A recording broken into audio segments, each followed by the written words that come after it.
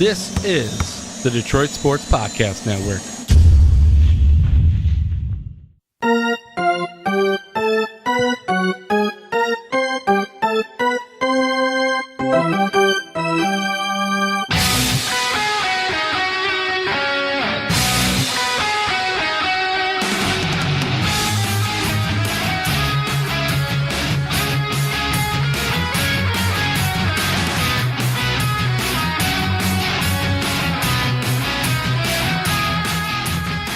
And welcome to the latest, the freshest edition of Tigers Talk with Chirco and Company. I'm your host, Vito Jerome Chirco, and my sidekick and partner in crime, as usual, is the Doc from Doc and Jack, John Charles Macaroon. John, how's it going? Hey, buddy. What's happening, Vito? I'm good. Doing very well. The Tigers are doing all right. They're not doing very well, though. I'll just say that. You are going to start this podcast, this very fine Tigers Talk podcast with that after a series opening win, a destruction of Trevor Bauer, who the Detroit Tigers seem to have his number. Come on, man. When are we going to get you to be a little bit positive regarding the Detroit Tigers? Mickey's coming back by the time this podcast recording, is released. Miguel Cabrera will have played a game, and they're right in the middle of a series versus the Indians where they can get right back into the AL Central Division race. They're only, at the time of this recording, one game back. Come on, man. Don't you want to be a little bit more positive? Let me just say this, though. Trevor Bauer, they've gotten to him immensely since last year at least. His ERA is like in the sevens against the Tigers. Trevor Bauer, that is, who got bombed on Monday. You're right about that. And Anibal Sanchez, our man, came in. How about that, too, at the end of the game? I want to say this. Don't you have a vibe, or don't you think at all that we should have the attitude that the Tigers survived the month of April? I mean, when you have injuries to the likes of Miguel Cabrera, to the likes of your center fielder who got, Jacoby Jones got his face destroyed by a pitch. You had J.D. Martinez, who still has lingering effects of his surgery. And you realize and you go, the Tigers are one game over 500. They could be sitting well under 500. They could be sitting like the Kansas City Royals or other teams that are already out of the race. They're sitting here, they're competing, but you realize when you look at it, I think more people like myself are just coming to a realization that the team is playing at its potential with the limitations that they have. I mean, you have a crappy bullpen. There are pitchers coming up and down I-75 coming from Toledo to try to help. And you have a situation where the Detroit Tigers are still competing night in, night out. Now, two stretches, and I can understand your concern, 2 4-game losing streaks already in 1 month is very much something that we have to talk about and to be concerned about. But if you look at it from a perspective of, look, it's not a really good baseball team anyway, and they're around 500 and they're competing night in, night out, when the warts do show up, you can't be too mad. I mean, what is your problem? What is the reason why you're coming to the podcast with this tone all the time? Well, to lose 2 out of 3 against the White Sox is not acceptable. The White Sox were projected to be a dead last team in the AL Central, a team that's rebuilding. Del Adam Eaton in the offseason, Chris Sale, their ace, left-handed ace in the offseason. So they were making moves to rebuild and rebuilding on the fly going into the season. And Jose Quintana still might be dealt. Jose Abreu still might be dealt. They have like a 3-year projected timetable for this, rebuilder until they get good, let's say. It'll probably take at least 3 years until they're really relevant again and contending for an AL Central title. Maybe even a World Series title, depending on how this rebuild goes. If it goes really well, they could be there in 3 years. But right now, this team is not built to win now. And when you lose 2 out of 3 against that team, that kind of a team built not to win now, and at your home ballpark, which is Comerica Park for the Tigers, that's highly disappointing in my opinion, no matter how you want to slice it and how you want to describe the Tigers in the state that they're in as a ball club with guys being hurt. All right, Vito, let's look at what you talked about in your 2 series previews last week. They faced off against Seattle, and unfortunately, they didn't win the series. They lost 2 of 3 to Seattle after that epic opening game where they got a lot of runs. Then the offense went dry, obviously, and then it continued. They struggled versus the White Sox, losing the first 2 games of that series. But then they came back and rebounded, won a game. They didn't get swept. So all in all, it wasn't the best of weeks for the Tigers. Obviously, when you lose 4 in a row, it's not a great thing. But you look at it and you say, don't you give them a pass at all? Just due to the fact they won't come out and say it. Brett Ausmus is not going to come out and talk to us and say, you know what? My team is decimated. I don't have a bullpen that I can rely on. I'm trying to figure out any combination of a bullpen rotation that'll get guys out. He's not going to come out and say it. But what he has done is said, look, we're going to compete. We're going to try to do our best. Now, the game within the game, you can look at and say, whoa, the defensive struggles and the lapses that they've shown on defense has been a major concern. The fact that the pitchers are a little bit up and down in terms of their early starts this year is a concern. But all in all, collectively, with the story and all the injuries that have taken place, you got to give them a pass, don't you think? The Tigers are not worthy of a pass in your eyes? Well, I get what you're saying. They deserve some sort of a pass, but it's still, you can't disregard what happened over the weekend or that they dropped 4 straight games. Even when you're lackluster in terms of productivity because of injuries, when it came to their offense with the likes of JD Martinez being out and still being out, Miguel Cabrera being out for a while, Jose Iglesias being out via that 7-day concussion list. So all of those guys being out and you having to play John Hicks, Jim Adducci in the outfield, Hicks at first, Avila at first, and at catcher. And that's more because at catcher because of McCann struggling and he's that nice lefty complement. But still, playing all these reserves that are meant to be reserves, they will eventually get overexposed. And I know what you're trying to say to sum it all up. You're saying we should disregard the fact, at least a little bit, right, that they have struggled of late. Have dropped 4 of 6 as of this recording Tuesday afternoon. Now, they won 2 in a row because they won the last game of the series against the White Sox and the first game of the series against the Tribe at Comerica. But thing is, in the overall, the grand scheme of things, this team hasn't performed very well outside of that 19-run barrage shellacking of the Mariners when King Felix started left early because of an injury. Outside of that game against the M's, this team really hasn't hit until Monday against Trevor Bauer and the Indians.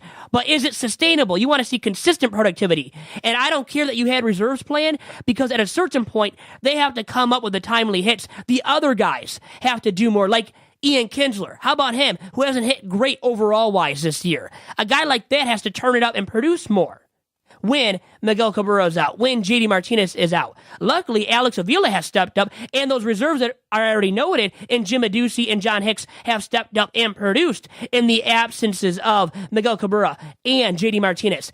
And luckily, too, Justin Upton hasn't had a huge first-half slump to start this season as he did in the first half of last year when he was miserable and hugely irrelevant. Okay, Vito, so you're saying that you understand the story, you understand what's going on, but you're choosing to focus more on the things that are really causing the problems, whether it be the starters or whether it be, the defense or the bullpen or managing in key situations. You're like, look, injuries happen. It's part of the game and they have to deal with it. And I can understand that, but it's one of those things when you evaluate a team, you have to factor in that the Tigers are also winning some games.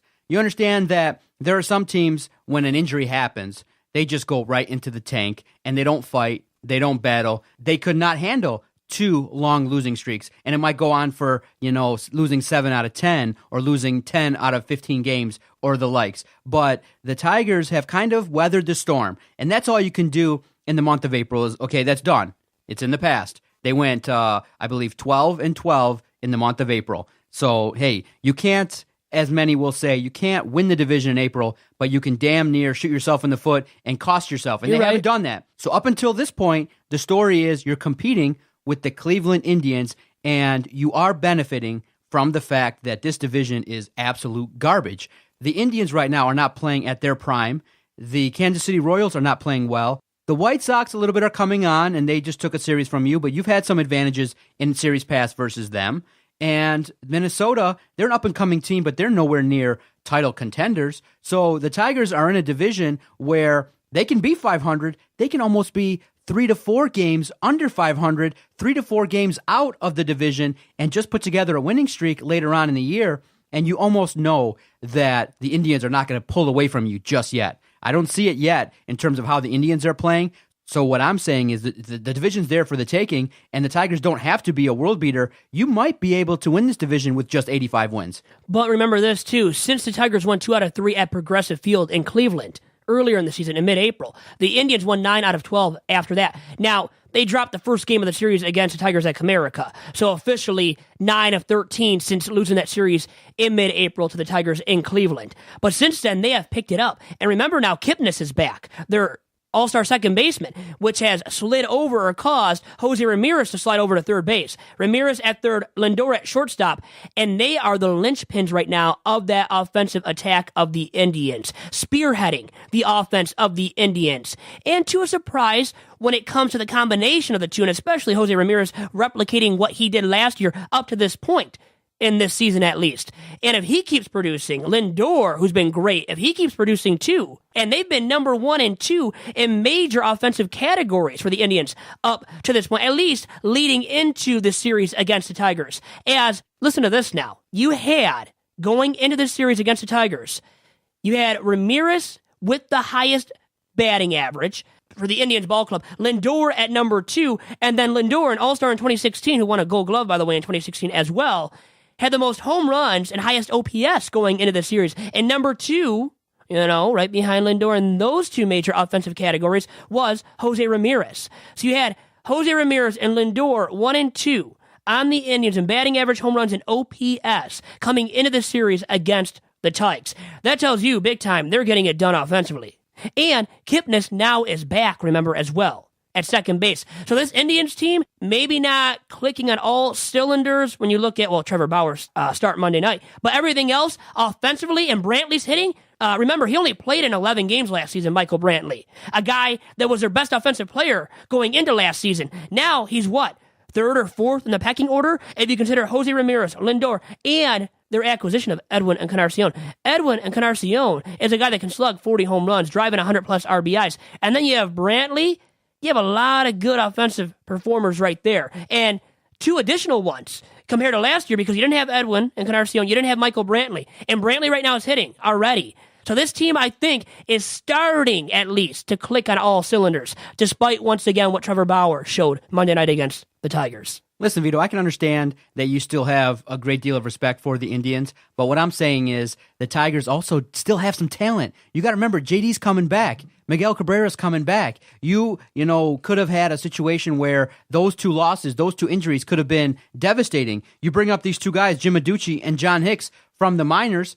Those 2 were not on the 25-man roster when the season began, and they've come up from Toledo, and they've been widely regarded as great additions so far. Now, of course, it's a small sample size, but hey, they helped out. They contributed offensively. And another thing that you're discounting is the offensive contributions of those guys that we kind of need to pick it up every once in a while.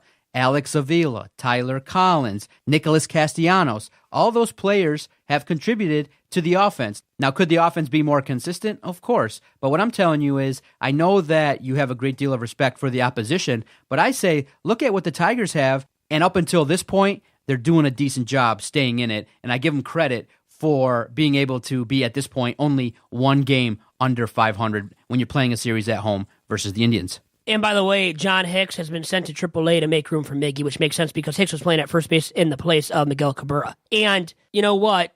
The Indians, still for me, they're leaps and bounds above the Tigers. That's why I show them that much respect, Doc. It comes down to that. When you look at their roster, their offensive performers that I've already noted, and their rotation and their pen, which is extremely relevant, extremely solid, with Andrew Miller coming in to put out any fire at any given time because he's a high-leverage situation relief pitcher that Francona uses so well. And then Cody Allen is their closer. Those guys are lights-out relief pitchers. Tigers don't even have one of those, really. No matter what you think of Justin Wilson isn't that. He isn't an Andrew Miller or Cody Allen. He isn't of that caliber.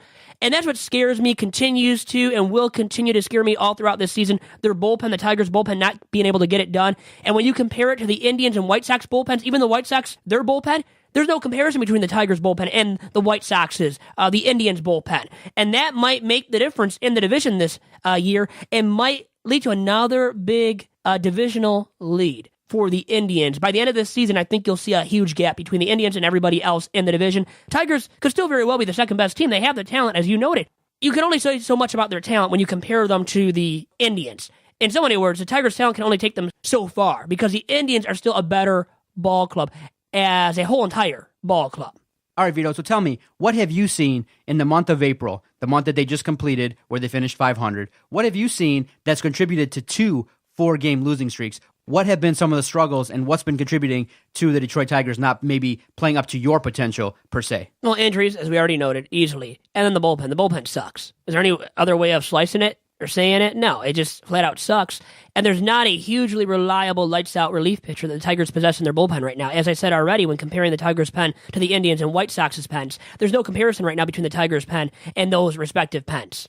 There isn't. And the Tigers are lucky. They are lucky to be where they're at. And that's the optimistic point of view. That's what you were trying to influence me with. And actually, I've told my dad and my brother to be optimistic in that way. And my dad, who just jumps off the bandwagon right away, he can't stand the bullpen at all and thinks the Tigers are just goners already this season. But right. I remember last year, too, the Tigers lost a bunch in a row in the early portion of the season, and he jumped off the bandwagon way back then in the season last year. So he's very easily, he's susceptible to jumping off the bandwagon quick. Let's just say that. For me, I'm more optimistic, but I still have to bring up the negative viewpoints, too, that I have regarding the Tigers, which are the realistic, the factual viewpoints, too, that everybody should possess regarding the Tigers. That the Indians are leaps and bounds above the Tigers and the rest of the AL Central. Tigers might be talented and the second best team, but that can only take you so far.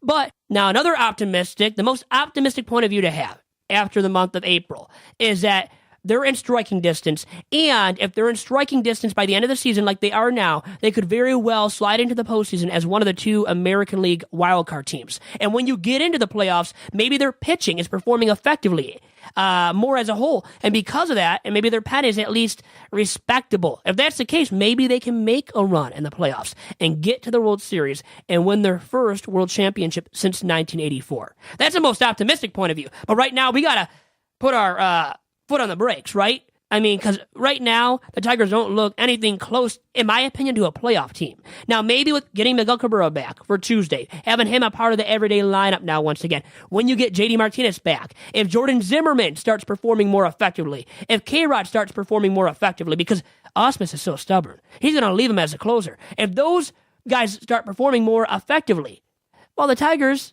have much more of a shot. But still, best case scenario after this month of April, what I saw from the Tigers, I see a second place squad in the AL Central, Doc. Okay, so in terms of the Tigers, are they overachieving, underachieving, or are they a team that are playing right where they need to be playing based upon their talent and what they have on the roster?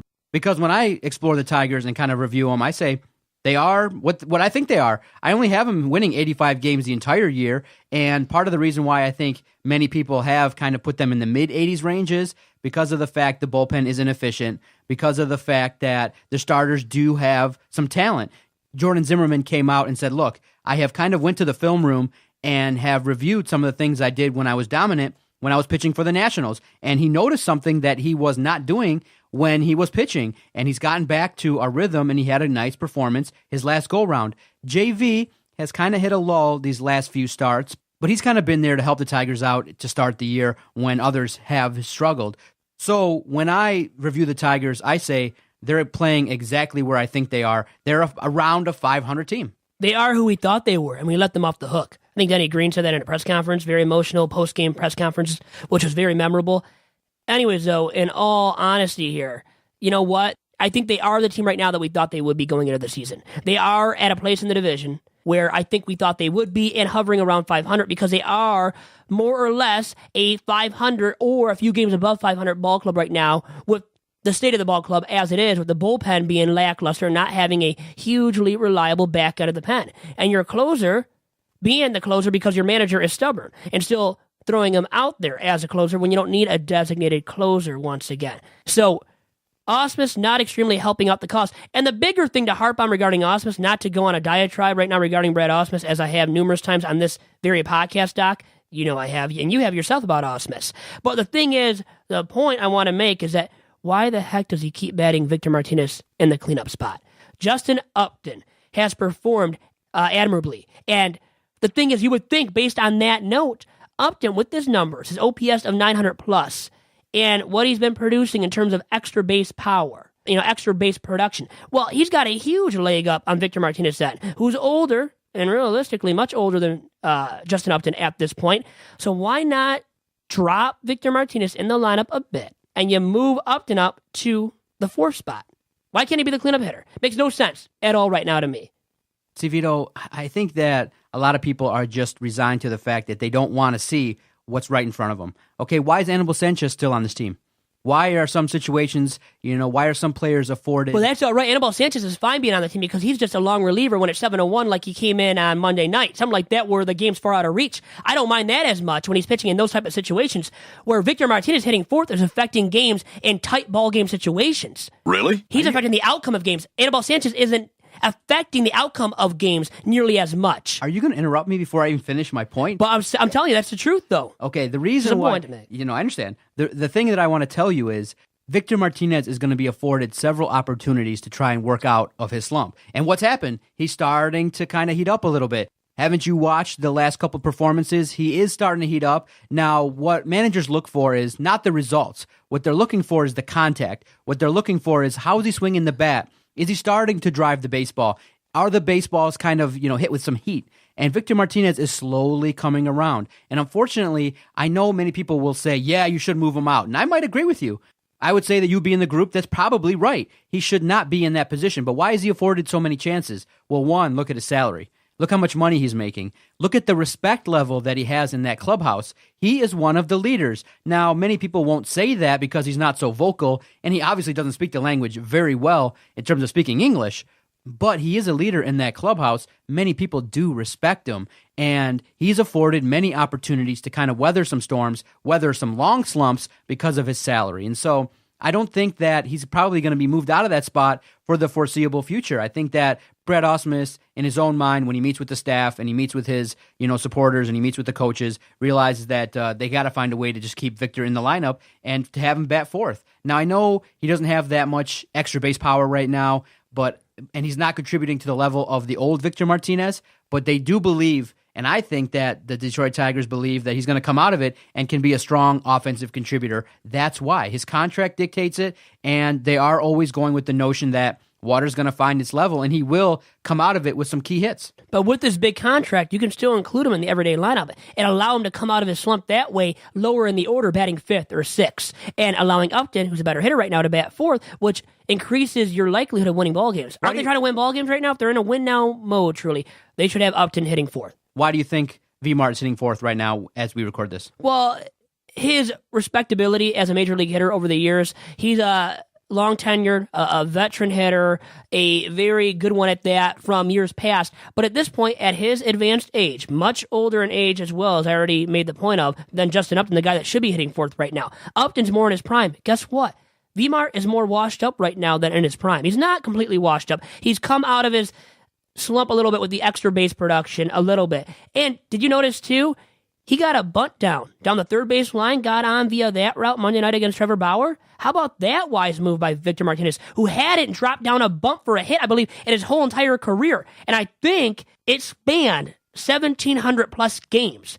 So it was the first bunt base hit of his career.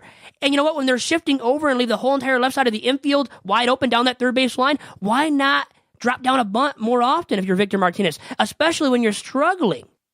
Which he has been. Now, up to this point, he has been. Not maybe as much lately in the last 2-3 games, so in recent, memory of the 2-3 game period of time that I just brought up. But realistically, overall-wise this season, guess what you've seen out of Victor Martinez? Not a lot of hits and barely any extra base hits. So why not do this when they're shifting for you, right? Wouldn't that make more sense for him to do that, to get on base via that route? So, Vito, let me play you a clip from Today's Sports. They talked about Victor Martinez beating the shift. Let's move over to the Detroit Tigers, and Victor Martinez, the 16-year veteran, got his first bunt single in 1,757 career games thanks to the shift. V-Mart's teammates loved it. The Tigers even tweeted the video saying, DHs who bunt, hashtag vote V-Mart. Now, Danny, we saw Kyle Schwarber do something similar. He beat the shift a couple of weeks ago. Do you think bunting to beat the shift is becoming a trend now? It should become a trend because you know how much I hate the shift, right? So the Tigers should be tweeting out hashtag holy shift, not all this DH stuff, because it's absurd. If you're going to give somebody the whole left side of the infield, why not? Why not bunt? Yes, Kyle Schwarber can hit the ball a mile. Victor Martinez can hit doubles. He hits home runs too. But if you're going to give me a free base, I'm going to take it. So what does this do? Okay, well then the defense is going to say, or the pitcher's going to say, you did me a favor by not hitting the ball out of the ballpark. But guess what? You just added another person on base for the next guy coming up. So to me, this shifting is got to stop somehow. Maybe the big bats, when they start bunting, maybe some teams will stop shifting. Now, that clip was courtesy of Today Sports. I agree with them. I think that if you're going to leave the entire third base side open, it's going to be at least worth it for Victor Martinez to give it a try. And hey, he executed it. It was kind of funny. Many people got riled up and excited, and many people cheered at Comerica when it happened. I love seeing a big man bunt like that. And we don't see it often enough because these big-time hitters think, oh, they're just sluggers. They have to hit it out of the ballpark or try to, and they can't lay down the bunt. But if it's there for you for the taking, take it more often. And Victor Martinez, a guy like that who's been struggling for the majority of this season, should be doing that much more often because of that factor taken into account, too. Do you agree with the analyst from Today Sports? Well, I pretty much said that already, so we didn't have to hear the analyst. But I think there is a point. You lay down the bunt. Yes, when you have that option to lay down the bunt. Thing is, you know what the funny thing is, though, Doc? With these big-time hitters that are great hitters, too, like Victor Martinez, Kyle Schwarber, these guys don't even know how to lay down bunts properly. The big-time hitters like Miguel Cabrera, do you think you could ever see him lay down a bunt and do it efficiently and get it down? Maybe not. Now, I think, Vito, there is a strong sentiment that is anti-bunt. The people that look at advanced sabermetrics and the numbers say that bunting is horrible, that it's a terrible idea, it's a wasted opportunity, and I do believe the supporters of sabermetrics don't agree with that notion. That's based on the sack bunt, though. When you're moving a guy over from first to second, something like that, they don't want that kind of a bunting going on. Why? The sacrifice bunt. Well, you take the bat out of the batter's hand, pretty much, in so many words, because if you have them lay down the bunt to get the guy over to second, you're getting yourself out. You're sacrificing yourself. It's a sacrifice bunt. That's why it's named that. Thing is, just hit. You know, have the guy hit. Now, if he's not a good enough hitter, well, you're stuck with that being the predicament. But, you know what, they're major league hitters. Let them hit at a certain point, too. But the managers at the same point, you know, in defense of these managers that deploy these bunts, sack bunts, that is, they're doing it because typically these hitters are light hitters. They can't really hit the ball for extra bases and out of the ballpark. And when that's the case, I guess they view it as, well, this guy's not going to hit it far or maybe even get on base anyways via hitting the baseball. So how about we'll just get him out, but he sacrifices a guy over to second via getting himself out. So I guess it's better than just purely getting out and not getting the guy over to second base. That's the vantage point, the viewpoint of these managers that do deploy the bunts to move guys over to another base. Thing is, though, the kill the bunt movement is happening more and more because of that sabermetric movement, which is it's a big thing now. Sabermetrics are a big part of Major League Baseball, and they're not going anywhere either, in my opinion, Doc. So, Vito, you're of the opinion that, hey, every once in a while, if you see a shift, go for it, give it a chance, and you might just have an opportunity, if done effectively, to get on base, similar to Victor Martinez. And that's interesting. I haven't really looked at that too much. I do know, and I'm aware of the people that are against bunting, but, it is tough, too, because, you have to actually time it correctly. But they're Major League hitters at the same time, too. And the rule of thumb is with 2 strikes, if you bunt and it goes foul, you are out. So it is increasingly difficult. It is something that should be practiced, and you should be well-rounded enough to effectively lay down the bunt should your manager call it, but it isn't as easy as everyone thinks. It is not, but you know what? I view it this way, too. Like Victor Martinez, who's an extremely slow runner, maybe the slowest base runner in all of Major League Baseball right now. Thing is, how slow do you have to be, to not be able to get down to first base after bunting it down the third baseline when there's nobody over there to defend the bunt? Really? I mean, think about it. Is he really going to get out if there's nobody over there? Nobody fielding third base down that left field line? You got to believe, no matter how slow he truly is, and he's really darn slow, Victor Martinez that is, you got to believe he still can get down to first base if he bunts it down the third baseline. And that's regardless, once again, of how slow he may be as a base runner, which I think he's the slowest base runner in all of baseball right now. All right, Vito, let's take our first timeout. What do we have in the second half of the podcast after this quick timeout? We'll talk about the Indian series, Doc, more in depth after this quick commercial break on Tigers Talk with Chirco and Company. All right, Vito, let's talk about our host site, Podomatic. When we first started this project, one of the things that I needed to know was, how do you take your audio that you record and put it up to the internet? So all I did was go to Google and search uploading audio easily. And one of the first sites that popped up was podomatic.com. Podomatic is our host site. And through our work with Podomatic, we've been able to put up 500 to 600 podcasts with no trouble at all. Podomatic's user interface is so easy and friendly. I've showed every guy here on the network how to upload podcasts, and they'll tell you. If you ask Vito, if you ask Adam, if you ask Jason or Jerry, they'll tell you within 5 minutes you can put up your podcast to the internet. And so we spend our time having fun, planning. Not too much time is spent on uploading our audio. All we got to do is take the audio, go to podomatic.com, and boom, our project, our audio is up to the interwebs, and it gets on iTunes, and it gets heard by the masses. And so that's why I'm a strong supporter of Podomatic. It's easy, it's user-friendly, and should you have any problems at all, you just contact them, and boom, they address your concerns right away. The crew over there at Podomatic has been awesome. So since we started this project, we've only had one user site, and that's Podomatic. So listen to the doc. If you want to start a podcast and you want to get your project up and to the internet very quickly, Doc suggests one site, podomatic.com.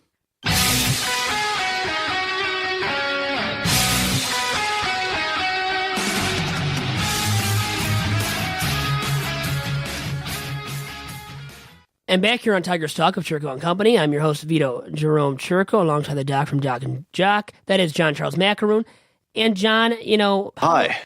Hey. Podomatic is great, but is it as great as Justin Verlander last year when he was a Cy Young candidate, a finalist for the award, should have won the award? He's going Tuesday, by the way, against a guy that won the AL Cy Young in 2014 in Corey Kluber. That should be a really good matchup to see. That will already have happened when this podcast is released. Funny thing, though, last time they faced each other in a series this year, it turned out to be like a softball game, and many people were like, ooh, this could be a 1-0 game, a 2-1 kind of game, and both guys didn't pitch that well when they last faced off against each other. It was an interesting performance, to say the least, but I'm excited to watch the game, and the Tigers will play the Indians, Corey Kluber versus Justin Verlander, both pitchers scuffling a little bit, trying to regain some momentum and help their clubs because the Indians are one game up on the Detroit Tigers, and the Tigers are really hungry to try and really show the Indians that the 2016 was a fluke. Did you realize that in 2016, the Detroit Tigers didn't earn their third win versus the Indians until the month of September? Yeah, second half of the season, way late in the season. Already this year, 3 wins versus the Indians in their matchups, and it's imperative. It's imperative that when the Tigers face their divisional foes, they go out there and whoop some ass. And so far, they've been competing versus division rivals. Verlander has to pick it up, though. In 49 career outings against the Indians, JV sports a 4.68 earned run average. So he's making his 50th start against the Indians in his career. Tuesday night against Corey Kluber. And I think it'll be a lot better than that last time out when they faced off against each other, as you noted, Doc, in Cleveland in mid-April. Verlander definitely needs to bounce back and be more effective, honestly, guys, throughout the season against the Tribe. Because if he's not, well, you got your workhorse who's not getting it done, and that doesn't set off the rest of the rotation very well. How dare you? How dare you talk about Justin Verlander like that? Don't you have the necessary respect for the ace of the staff, the man that's commanding $28 million? Don't you have confidence that he'll bounce back? Because he notoriously starts slow, and then once the weather picks up, and I think he's going to have some special performances for the rest of the year. Well, he better get hot, and Jordan Zimmerman better get hot when the weather warms up and gets hot, because those guys, well, JV against the Indians and Jay Zim against anybody, that guy has to get hot going forward, and maybe he won't. Maybe he's a lost cause and will never be as good as he once was before he signed that big-time contract with the Tigers, which now can be deemed as an albatross of a contract. How many times have I used that adjective to describe contracts of Anibal Sanchez, of Jordan Zimmerman, throughout all the episodes of, well, the podcast of Tigers Talk here? I've used it numerous times, and the thing is, should I retire that adjective? I don't know. Maybe somebody can let me know and tell me to do so. But the point is that JV has to bounce back against the Indians, and Zimmerman has to just be better overall-wise indeed. And it was good to see Daniel Norris look sharp Monday night against the Indians. He looked like the Daniel Norris that the Tigers need throughout this season to truly contend, at least for a wild card spot in the American League this season. All right, Vito, I can understand that. Your points about Verlander and Zimmerman, they have to carry the team. Now, is Justin Verlander's contract an albatross? As the season progresses, when you evaluate it and you look at it, you say, oh boy, is his contract going to be worth it in the years to come? No, obviously. But in terms of overall, what he's done for the team, what he means to the community, I don't think you can let go of a guy like a Justin Verlander at the time when you re-signed him. At that time, he had earned it. He had done so many great things. I mean, he had so many dominant performances that you had to respect it. You had to give him that money. If you had let Justin Verlander go, I feel like you might have alienated so many fans that it would have been much worse for business than actually paying him. Because I do think across baseball, loyalty is important. But to your point, do they have to get better? Does Justin Verlander and Jordan Zimmerman have to carry this team? Of course. If they don't get you, quality starts consistently, it's not going to be a winning ball club. And now let's look at the rest of the rotation, too, for the Tigers for this series against the Tribe. You have, like we already, talked about ad nauseum, Kluber against Verlander Tuesday night, and then Carlos Carrasco, that is, who sports a 4.77 ERA in 20 career games, including 15 starts against the Tigers, will be opposed by Matthew Boyd Wednesday. And then at the very end of this series, in the fourth game of the four-game set, you have Danny Salazar with a 4.58 earned run average and 12 career outings versus Detroit, towing the rubber against Michael Fulmer. So, with all that being said, it is a four-game set at Comerica. How many games, Doc, do you see the Tigers taking in this series? You know what, Vito? It's a great question. I really think that the Detroit Tigers have to at least get two. Good start to get the first game of the series. I really do believe they'll get at least a split, maybe trying their absolute best to get 3 or 4. This start versus the start that Justin Verlander has versus Corey Kluber is going to be imperative. I think if you get the first 2 games in the series, you might have a chance to even get 3 or maybe even 4. You might have an opportunity to dominate against the Cleveland Indians, because what do you think is going on with the Indians? I mean, they're not world beaters. I think that Trevor Bauer is not helping his cause, and you have a situation where the Cleveland Indians offense has been inconsistent. And is there a World Series hangover? I mean, many people might look to that and say, hey, is there a situation where losing the World Series was, obviously when a team loses the World Series, it's not good for business. You would have thought they would have came back like gangbusters, but it hasn't happened so far. So I have the Tigers, by the way, taking 2 out of 4. So one more game in this series against the Tribe. How many games, once again, do you have the Tigers taking in this series? 2. 2 as well. Now, did you just copycat me? No, it's the Detroit Tigers. They're a 500 team, and you know there might be a game that's close that the bullpen might lose. Justin Verlander might not perform to the level that we want in his turn in the rotation. And, you look at it going on down the line, I think the pitching matchups may favor the Indians in games 3 and 4. Well, I see Kluber beating Verlander Tuesday, okay? And then I see Carrasco, I see him beating Matthew Boyd Wednesday night. Now, Thursday afternoon, I think the Tigers get their second victory of the series with Michael Fulmer on the mound. I see him defeating Danny Salazar, and that's where I see the Tigers getting 2 out of 4. Have you taken your dad or brother to any of the games at the ballpark yet so far this year? I haven't. We still haven't even bought tickets. We still have to buy tickets for a single game. And I just actually brought this up. It's funny you just brought this up. I brought it up with my dad and my brother and my mom even last night, Monday night that is, and said, hey, we got to go to a game because we don't even have tickets for a single game this season yet. Why haven't you guys gone? Have you gone to a game like at this point in time last year earlier? You know what? Penny pinching? I don't know. Hard economic times, Doc. But I'll tell you this much, too. My dad, we used to have season tickets. I think I've talked about that on this podcast, too, but way back in the day, before 06, exactly the season before 06, when they were bad, miserable, way under 500 each and every single season. We stopped getting tickets, actually, like I said, right before 06 actually started. That's when we stopped. Before 06, we stopped getting season tickets. So my dad would get 4 tickets per game for 10 to 12 games a season back then because he had the season tickets, like the Sunday package. So we would go Sunday afternoons to the ballpark, enjoy ourselves, and nobody would be in our vicinity because nobody else would be attending these ball games because the Tigers were so bad, so irrelevant. Nobody wanted to show up to watch the Tigers then. Nobody did. And when we stopped getting the tickets once again, it coincided with the Tigers getting good and making the World Series in 06 with Jim Leland as the skipper. But we do have to go and watch a game, and I think we'll go to multiple games still, as we have in the past. And I've been averaging about 3 to 5 a year, I think, lately in the last 3 to 4 years, probably 3 to 5, maybe 6 at times, maybe 7 games. How about you, Doc? Yeah, for me, I haven't gone to too many games in the last few years because of my enjoyment watching baseball at home with the beer. You can buy a whole case of beer for the price of just one that you go to the ballpark. And it is, for me, more enjoyable in the privacy of my own home. And I do like to get out to a couple games, have a good time. It's just not feasible right now with my busy schedule, but there is a big influence in my life right now that's like, Uncle, take me to the ballpark. My nephew loves baseball. They went out to their first game of the year on Sunday, that rainy day, and it's just hard sometimes when you have tickets, and Michigan's weather is so unpredictable. It's hard in that, you look to the 10-day forecast, and sometimes you buy tickets hoping that the weather sticks true, but it's tough sometimes because, you go down to a game and it's all rainy. But funny story, my sister and her husband got on the kiss cam at Comerica Park. Did they kiss each other, actually? Yes, they did. They kissed, in a sparse crowd. I think they were in the, first base side. The kiss cam came on, and they got on the big screen, and mwah, mwah, mwah, mwah. Now, Zuzu was there, too, to witness this? Yeah, he was there. How did he enjoy it? Did he say anything about the kissing experience, watching his parents I've Kiss. only talked to my sister and her husband. I'm going to talk to him later on this week, and we'll figure out what he thought about it. Maybe we'll get him in here in one of the fun episodes. Just have him like make fun of you or do something fun with my little nephew. He's 6, going on 7. He's a kick, man. He's a riot. I want him in here. How about for a segment of Tigers Talk? Too bad, hombres. And then we can play some catch outside and get that on Periscope or something. We'll have some fun. Right? It'll be good times. But overall, it is a much more enjoyable experience watching the game at home, in my opinion, or at the bar. But how about during the summer, though? On a nice summer day, don't you want to be down at the ballpark, though? Not with your really. buddies? Not really, no. Too hot? Too expensive for you? That's not too expensive. I can go afford it. It's just, in terms of my personal enjoyment, it's I find my enjoyment much more screaming and yelling at home. I can say what I want to say in the privacy of my own home and not have to be too politically correct per se. But I enjoy the ballpark, but maybe just 1 to 3 times a year is my range right now.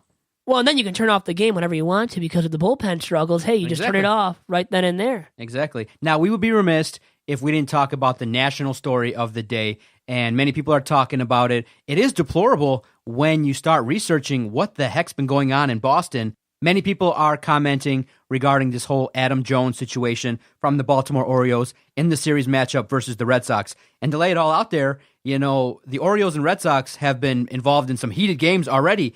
Pitchers throwing back and forth at each other. Boston and Baltimore are divisional rivals, and it's been heated so far. But in a game earlier this week on Monday, Adam Jones came out and said that, several Boston Red Sox fans were throwing some racial epithets at him, and he got a bag of peanuts thrown at him. Now, if you look on Twitter, many people are commenting, many players are saying that they really haven't heard too many racial things outside of Boston, that they've experienced this before.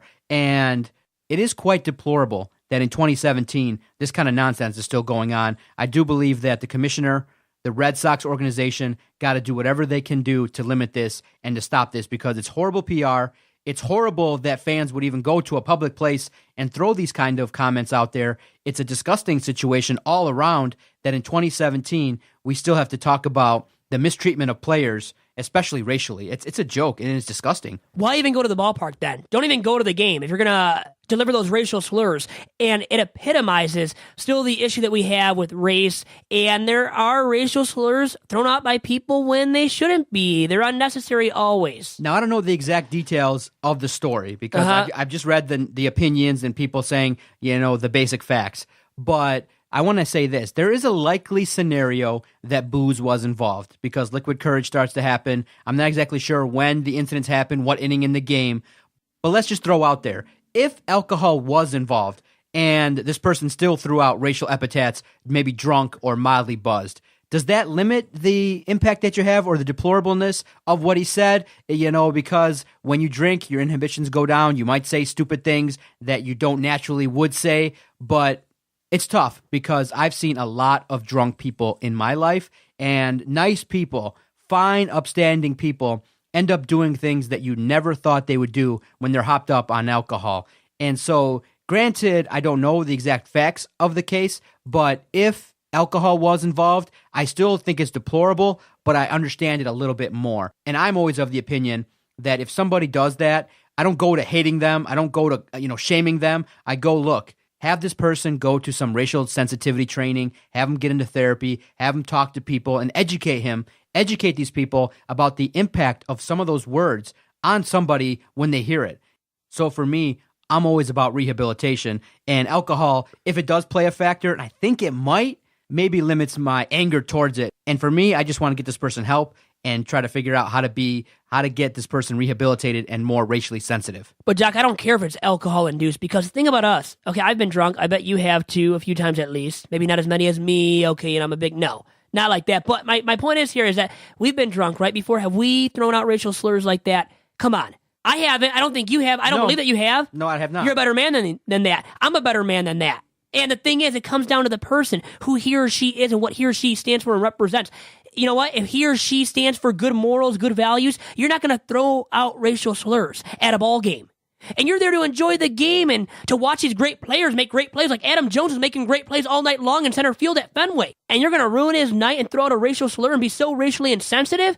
For what reason? What did he ever do to you? What did a black person ever do to you? Right? There's no rhyme or reason for it ever. I don't care the situation. I don't care if it's alcohol induced.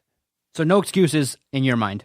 You don't suspect alcohol. You don't care if it even was involved. that if somebody does go down that road, they should have the fullest punishment. What should the Red Sox in Fenway Park do when this kind of stuff happens? Well, Adam Jones wanted the fan to get fined as well, to lose some $30,000 money. on the spot. Does he even have that kind of money? Or she, I don't even know if it was, I think it was a male, that, right?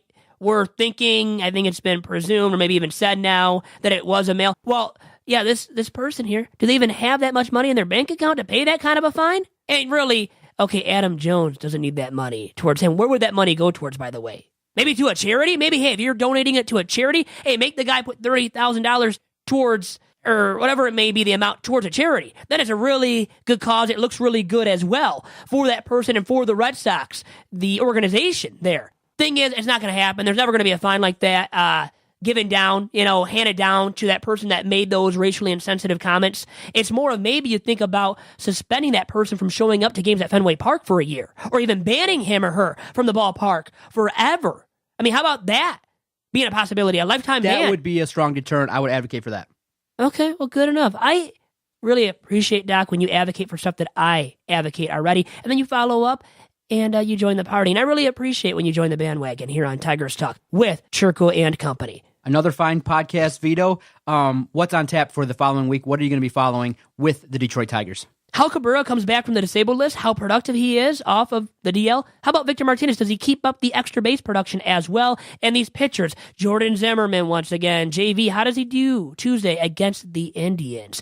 All things are key things to look out for as we go into next week's episode of Tigers Talk, Doc. Great podcast. Looking forward to it. Always enjoy talking some baseball with someone as passionate as you. You can follow Vito at Vito Jerome. Follow the network at Detroit Podcast. Thank you for downloading. You can find all the various podcasts that we do here on the network on iTunes, or you can stream our podcast 24/7 at DetroitSportsPodcast.com.